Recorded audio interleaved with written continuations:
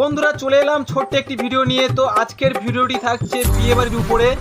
তো চলো বেশি কথা না বাড়িয়ে ভিতরে ঢোকা যাক এবং দেখা যাক ভিতরে আমাদের জন্য কি কি ব্যবস্থা করে রেখেছে।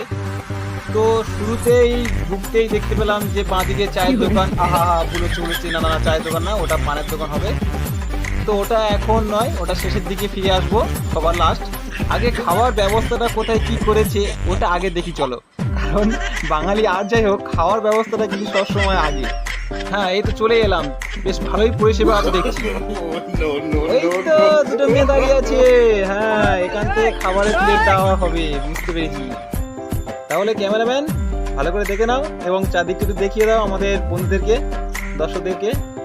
তো এইসব সাইডে খাওয়ার স্টল দিয়ে দিয়েছে।